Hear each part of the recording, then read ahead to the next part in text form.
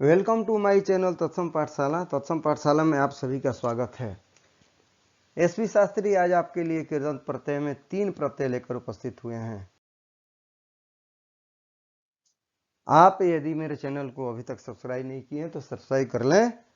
10th और 12 से संबंधित संस्कृत विषय से संबंधित ग्रामर जो भी है वो आपको मैं लेकर के आता हूँ। चलिए हम शुरू करते हैं। कृदंत प्रत्यय। कृदंत प्रत्यय की परिभाषा, क्रिया या धातु के अंत में लगने वाले प्रत्यय को कृत प्रत्यय कहते हैं और उससे बने शब्द कृदंत कहलाते हैं। ठीक है, तो कृदंत प्रत्यय में जो आज हम लोग पढ़ेंगे प्रत्यय, वह कत्वा प्रत्यय और लेप प्रत्यय पढ़ेंगे। इसकी परिभाषा और इसका उदाहरण और वाक्य प्रयोग भी इसका जानेंगे। ठीक है, चलिए तैयार हो जाइए। चलिए बढ़ते हैं। कत्वा प्रत्यय। कत्वा प्रत्यय का शेष बचता है त्वा। धातु के साथ इसका संयोग होने पर अंत में त्वा जुड़ता है। त्वा शेष बचता है और धातु के साथ अंत में त्वा जुटेगा। शेष ही अंत में जुड़ता है। अब नियम इसका है, आकारांत धातु हो तो अंत में ई जुड़ता है। ईट आगम संस्कृत में कहते हैं। उतना विशेष नहीं जानना है। चलिए, अंत में केवल ई जोड़ते हैं यदि अकारांत धातु हो, हलंत वाला। दूसरा है, यदि धातु के अंत में म हलंत या न हलंत हो तो उसका लोप कर देते हैं। लोप करना मतलब समझते हैं, हटा देना, उसको हटा देते हैं। संधि के नियमानुसार भी कुछ बदलाव होते हैं, हम लोग जानेंगे उसको कैसे बदलते हैं आगे बढ़ के। एक सामान्य उदाहरण, पठ जोड़ कत्वा पठित। उदाहरण आपको हमने इंपॉर्टेंट और एकदम चुन करके दिया है। अगर ये उदाहरण दिमाग में रखते हैं तो कत्वा प्रत्यय समझिए कि आपके मन मस्तिष्क में एकदम कंप्यूटर के तरह एकदम फिट हो गया है, इतने जान लीजिए। चलिए उदाहरण देखते हैं। खाद जोड़ कत्वा खादित्वा, भू जोड़ कत्वा भूत्वा, गम जोड़ कत्वा गत्वा, यहाँ महलंत लोप हो गया। पा जोड़ कत्वा पित्वा, दा जोड़ कत्वा दत्वा, ब्रू जोड़ कत्वा उक्त्वा, यहाँ वच भी कर सकते हैं, वच जोड़ कत्वा उक्त्वा। अस्था जोड़ कत्वा स्थित्वा, दृश्य जोड़ कत्वा दृष्टवा, यही संधि के अनुसार बदला है। स के बाद तो आता है तो ट हो जाता है। लभ जोड़ कत्वा लब्ध्वा, ये भी संधि के नियमानुसार बदला है। संधि आप देखेंगे हमने बताया है, उसमें बहुत से ये सब नियम है। प्रक्ष जोड़ कत्वा पृष्ठवा, वश जोड़ कत्वा उसित्वा, यहाँ व का उ हो जाता है और दंत्य सा मूर्धन्य स में बदल जाता है। भूज जोड़ कत्वा भुक्त्वा, ज क में बदल जाता है। जी जोड़ कत्वा जित्वा, नी जोड़ कत्वा नीत्वा, ज्ञा जोड़ कत्वा ज्ञात्वा, क्री जोड़ कत्वा कृत्वा, इस जोड़ कत्वा इष्ट्वा, हन जोड़ कत्वा हत्वा, नम जोड़ कत्वा नत्वा, क्री जोड़ कत्वा कृत्वा।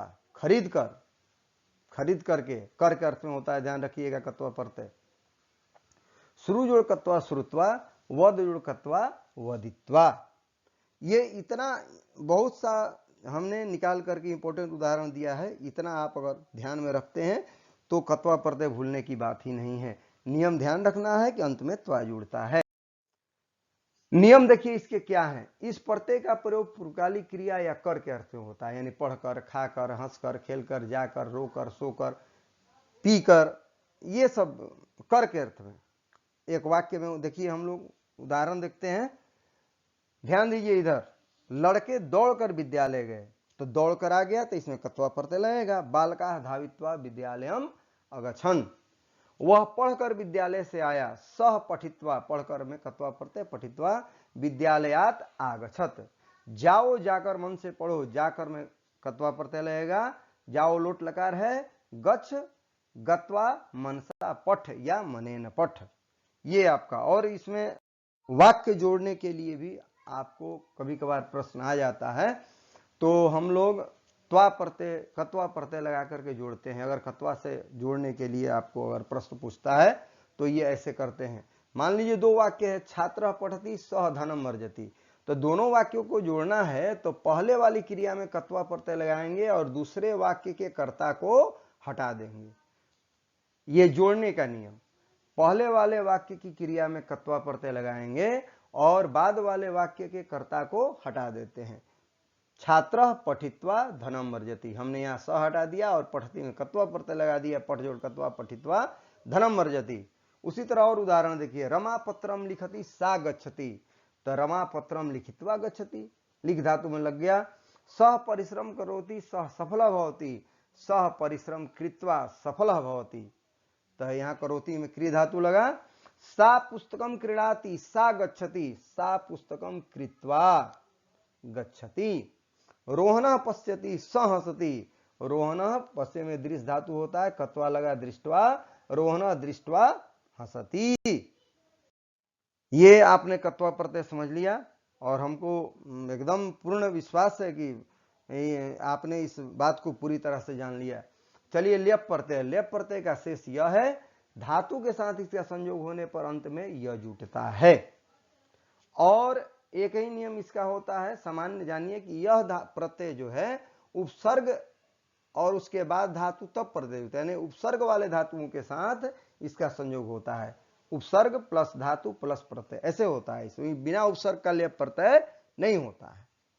जैसे अनु जोड़ भू जोड़ ल्यप अनुभूय, औ जोड़ गम जोड़ ल्यप अवगम्य यानी जानकर, अनुभूय यानी अनुभव करके, वी जोड़ क्री जोड़ ल्यप विक्रिय खरीद करके, वी जोड़ हा जोड़ ल्यप विहाय छोड़ करके, आ जोड़ दा जोड़ ल्यप आदाय ले करके, आ जोड़ गम जोड़ ल्यप आगम्य आ करके, उत जोड़ स्था जोड़ ल्यप उत्थाय उठ करके, खड़ा होकर के, ये कर कर में एकदम ध्यान देते जाइए।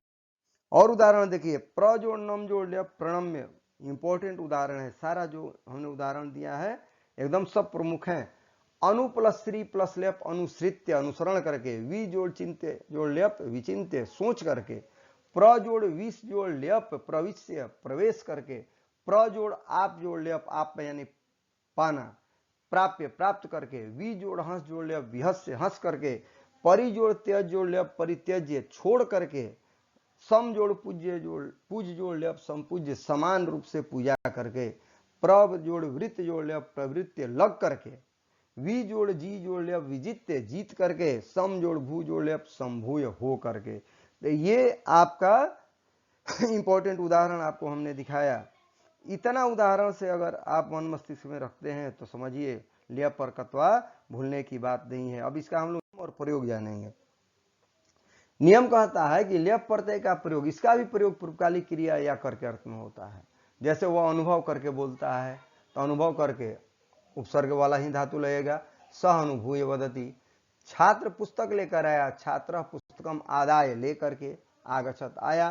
राम खड़ा होकर के बोला, रामः उत्थाय अवदत, उत जोड़ स्था जोड़ खड़ा होने का अर्थ हो गया। धर्म को त्याग कर काम मत करो, धर्मम परित्यज्य त्याग करके कार्यम मा कुरु। इसमें भी वाक्य संयोजन होता है, ल्यप से हम लोग वाक्य जोड़ते हैं। ठीक उसी तरह पहले वाली क्रिया में ल्यप लगाएंगे और बाद वाले कर्ता को हटा देंगे। छात्र गुरुम नमति सह गच्छति, छात्र गुरुम प्रणम्य गच्छति। सीता आगच्छति सा पठति, सीता आगत्य पठति, कर्ता हटा दिए और पहले वाली क्रिया में ल्यप लगा दिए। वाला विहसति सा कुर्दति, बाला विहस्य कुर्दति। शिक्षक प्रविशति सह पाठयति, शिक्षक प्रविश्य पाठयति। छात्र उत्तिष्ठति सह वदति, छात्र उत्थाय वदति। अब ल्यप और कत्वा आपको कोई परेशानी नहीं होगी, परेशानी है तो आप हमसे बात करें, हम हैं आपके लिए, आपके प्रश्नों का हम उत्तर देंगे। आप मेरे चैनल को सब्सक्राइब करें, लाइक करें और दोस्तों को साथ शेयर करें। पुनः मैं आपके लिए नया विषय लेकर उपस्थित होऊंगा, तब तक के लिए थैंक यू, धन्यवाद।